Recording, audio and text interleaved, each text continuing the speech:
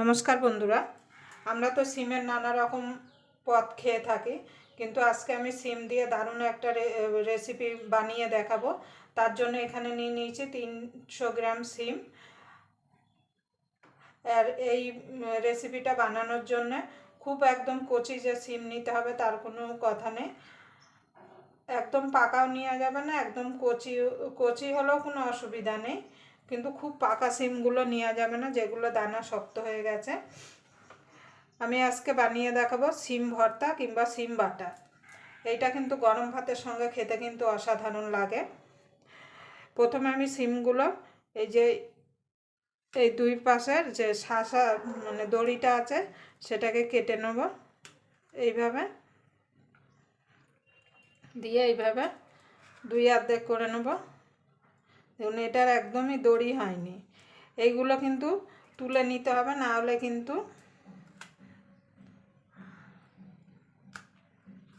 দেখুন এগুলো তুলে নিতে হবে, না হলে কিন্তু এই দড়িগুলো মুখে সিম বাটা কিংবা ভর্তার পরে যদি খেতে যাবেন তখন এই দড়িগুলো মুখে পড়লে খেতে কিন্তু একদম ভালো লাগবে না। দেখুন দেখুন এইভাবে তুলে নিতে হবে। এইভাবে সব সিমগুলো আমি কেটে নেব। দেখুন বন্ধু সিমগুলো আমি পরিষ্কার করে কেটে আর ধুয়ে নিয়ে চলে এসেছি। এবার সিমগুলোকে একটুখানি ভাপিয়ে নেব, তার জন্য কড়াইতে সিমগুলো দিয়ে দেবো।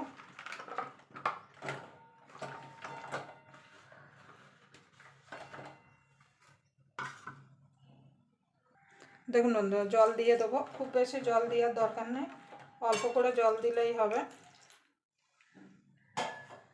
এবার গ্যাসটা ধরিয়ে দেবো।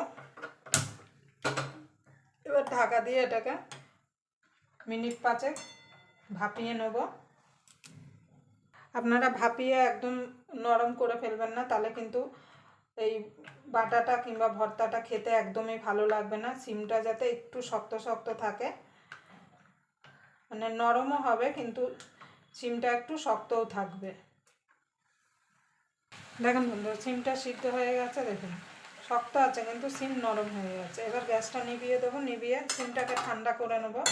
আপনাদের যদি ভিডিওটা দেখে যদি ভালো লাগে তাহলে অবশ্যই একটা লাইক করে দেবেন, আর চ্যানেলটা অবশ্যই সাবস্ক্রাইবার করে নেবেন, আর পাশের বেল আইকনটা অবশ্যই বাজিয়ে দেবেন আমি যখন কোনো নিত্য নতুন রেসিপি আপলোড করব সবার আগে পাওয়ার জন্য।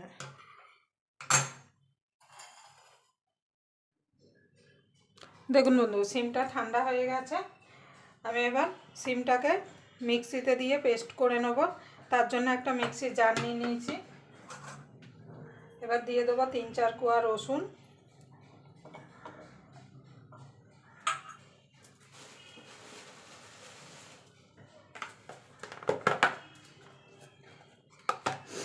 দিয়ে দেবো কাঁচা লঙ্কা, দিয়ে দেবো 6টা মতো কাঁচা লঙ্কা দিচ্ছি, ঝালটা আপনাদের স্বাদ মতো দেবেন।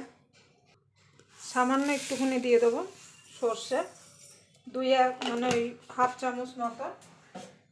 এবার সিমটা দিয়ে দেবো, দিয়ে জল ছাড়া এটাকে আমি পেস্ট বানিয়ে নিয়ে আসবো।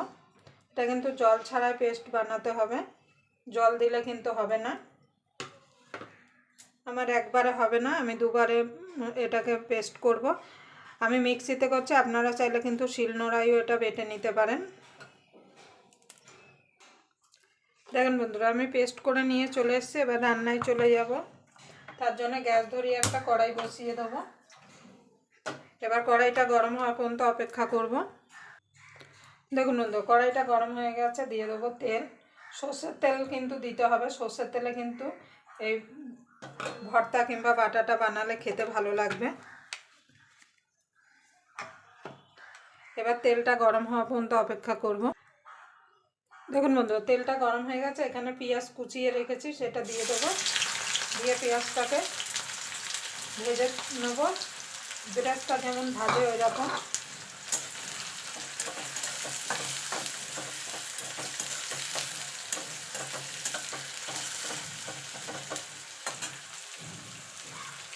দেখুন বন্ধুরা পেঁয়াজটা ভেজে তুলে নিয়েছি, এই তেলেই আমি কটা শুকনো লঙ্কা ভেজে নেব।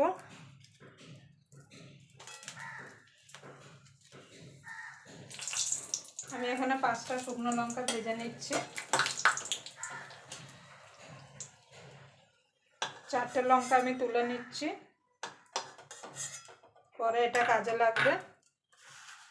ফোড়নে দিয়ে দেবো কালো জিরে। এবার ফোড়নটা একটুখানি ভাজা ভাজা হলে এখানে যে সিমটা বেটে রেখেছিলাম সেটা দিয়ে দেবো।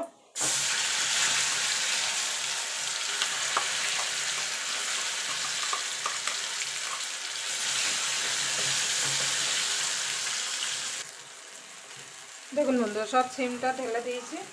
দিয়ে দেবো স্বাদ মতো নুন।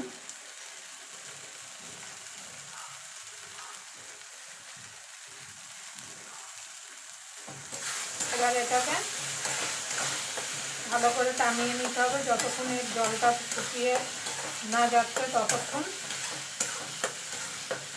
এটাকে রান্না করে নিতে হবে।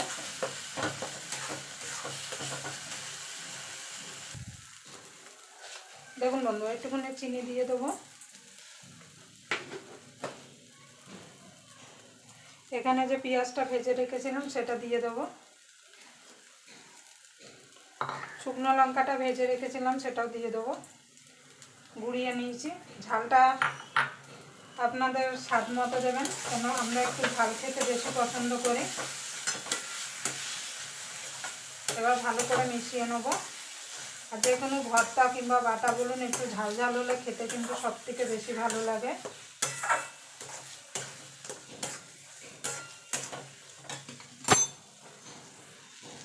দেখুন বন্ধুরা, হয়ে গেছে। এবার নামিয়ে নেবো। দেখুন কড়াই থেকে ছেড়ে এসছে আর জলটা পুরো একদম শুকিয়ে গেছে। এবার আমি নামিয়ে নেব।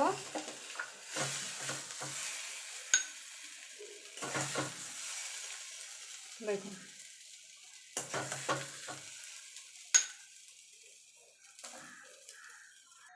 দেখুন বন্ধুরা, সিম ভর্তা কিংবা সিম বাটা আমার রেডি হয়ে গেছে। এবার উপর থেকে একটুখানি সর্ষের তেল দিয়ে দেবো।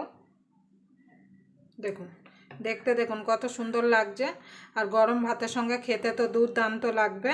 আপনারা অবশ্যই এইভাবে একবার বানিয়ে নেবেন। শীত তো প্রায় চলে যাওয়ার মুখে চলে এসছে। আবার আপনাদের সঙ্গে কোনো নতুন রেসিপি নিয়ে দেখা হবে। ততক্ষণ পর্যন্ত আপনারা ভালো থাকবেন, সুস্থ থাকবেন।